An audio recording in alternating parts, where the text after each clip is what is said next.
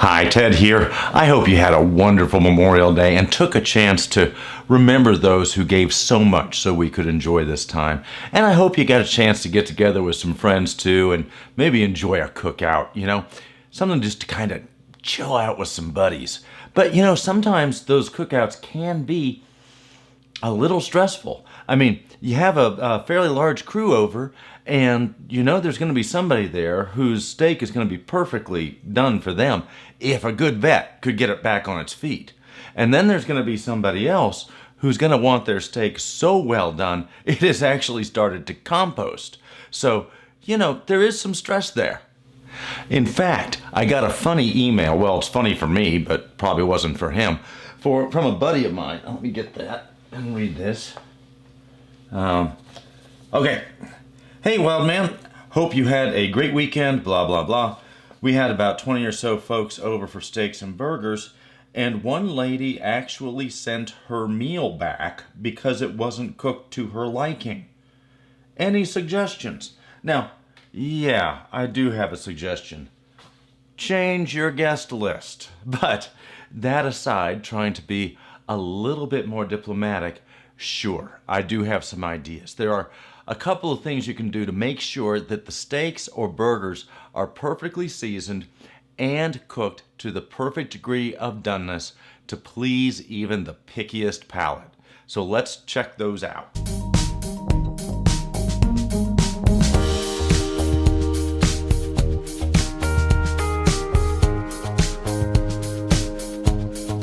Let's start with seasoning and storage. A good cook starts out at least a day before the meat goes on the grill. The day before, liberally rub the meat with salt and cracked pepper. I know many have been taught to only salt the meat immediately before cooking to avoid drying it out. But if you salt at least 6 hours in advance, the process reverses, and the moisture that the salt pulled out is drawn back into the meat, bringing the salt flavor with it. I like to do this a full 24 hours in advance, so as the salt is pulled into the meat, it brings the pepper flavor with it. Be sure to pull the meat, steak, or burger out of the fridge for at least an hour before cooking so that they can come to room temperature. With burgers, I'm assuming you've ground your own beef or are using high-quality store-bought ground chuck with at least 20% fat content. Now, combined sometimes with seasoning is storage. If you buy your steaks at one of the big warehouse clubs, you will probably pay about $10 per pound less than what you pay at the grocery. Now that means that if you buy a few trays of steaks, you've saved enough to buy a vacuum sealer, which is almost worth its weight in gold. If you're not using the meat within 24 hours of purchase, pre-season the meat, then vacuum seal each steak.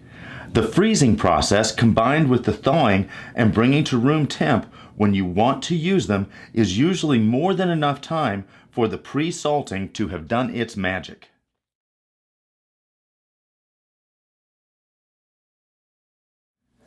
If you want to do 100% of your cooking on the grill, this is the method for you, and it works best for steaks that are at least 1 inch thick. So get your grill going to about 275 degrees. If you're not using a gas grill, add a good bit more charcoal than you think you're going to need. Keeping the temp around 275, add your steaks and cook to about 5 degrees before each reaches the desired doneness. Now this can be done inside in the oven too, if desired. Turn the steaks every 15 minutes or so and check with an instant read thermometer. If your target is medium well to well, pull the steak at 160 degrees. This is what I'm targeting, in that since I like mine rare, cooking to medium well or well is actually very hard for me. Now, the steak will continue to cook a bit while it rests. Line up each steak with those cooked to the corresponding doneness and cover them with foil to keep them warm. Okay, so what I've done is I pulled the steak when it was just a couple of minutes away from being to the desired amount of doneness, and I've covered it in foil, and I've let the grill get up to about 500 degrees. And what I'm going to do now is take this, nice reverse sear, open up the grill, and there we go. And it's going to be there for about 1 minute on each side, starting now. Okay, so it's been about 1 minute on each side. I'm going to use my tongs this time. Open her up, grab the steak, and take a look. Nice grill marks there. I'm going to put this on the plate, and what we're going to do is bring it inside, cut it open, and take a look. Okay, so moment of truth here on the reverse sear. Let's take a look.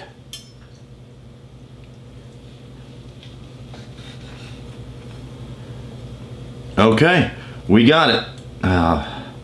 That would be what we were shooting for, medium well to well. So, perfect job on that. Let's move on. This next method of getting a steak or burger to perfect doneness can be a lot of fun because there are so many ways you can be creative with how you finish the sear. What you'll need is a really good quality, and we're not talking styrofoam, beer cooler for each level of doneness you want. So if you're going to be cooking medium rare, medium, and medium well, you'll need 3 coolers total. So here's what you do. Say you're going to go for medium rare. Now, I like my steaks rare, but this is the temperature I recommend for this method, in that it allows for the meat to get hot enough for all of the fat to melt, making for a really good juicy steak or burger. So for this method, you're going to want to fill each cooler with water just 2 degrees cooler than the level of doneness you want. So again, for medium rare, the water temp should be about 125 to 127 degrees. So here's what we're going to do. We are going to start with the pre-seasoned steak. Water's heated. And just drop it in. And it will stay there now for at least 1 hour. At least 1 hour. I'm also going to take a couple of towels and put them over just to keep it a little bit on the warmer side, keep the heat from getting out.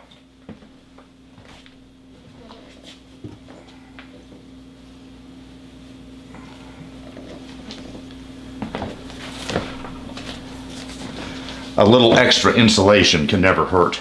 So we'll be keeping that cool for at least a minimum of an hour so the meat can cook. But I actually prefer 2 hours. Now, the meat won't overcook with this method. It can't, but the extra time allows for the heat to help break down some of the connective tissue in the steak, allowing for a much more tender piece of meat.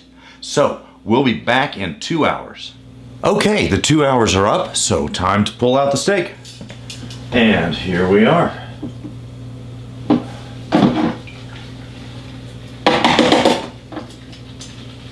Now, this has been cooked all the way through to what we're looking for. Targeting is medium rare. So I'm going to pan sear this now in some garlic butter on a nice cast iron skillet. Okay, I chose to pan sear this with a nice cast iron skillet. Or if you really want to show off and add a little drama and kind of look like a badass, you can actually use a torch to sear the steak. That will work too, but usually it's only good time-wise if you have a max of 6 to 8 people. Now, I'm going to cut on into this and let's see how it looks.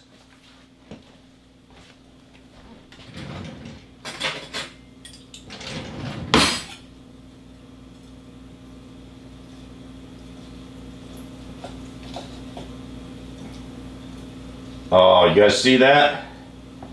That is perfect. That is perfect for what we were striving for, which was medium rare. Again, I like my steaks typically rare, but with this method, I like to go with medium rare because once you get over 125 degrees, so we're around 127, 130 degrees, the fat actually melts inside the steak, making the steak that much juicier. Now the final hack is to have the perfect condiment for that awesome steak. And what you can do here is to give 2 choices, either a fairly benign béarnaise sauce or a charging chimichurri. Give people a choice of either one. That way, nobody can say, hey, the sauce is too bland, or hey, the sauce is too spicy. Although that does remind me of one little bunny trail of a story. I remember having a group over and we made fajitas, kind of a, make them as you will, for yourself. And, we provided the meat and all the fixings. And I came up to one of our guests and said, "So how do you like your fajitas?" And she turned to me and said, "Well, there's way too much salsa, not nearly as much cheese." And I said to her, "Well, you do know that you assembled that yourself and you could put less salsa on there and more cheese." And she gave me this blank, deer caught in the headlights kind of look, which kind of goes back to what I was hinting at the beginning of the show, which is some of our cooking problems can best be solved by changing the guest list. Until then, I hope this was helpful. Please subscribe to our YouTube channel. It is fun and free. I hope you have a wonderful week and happy cooking.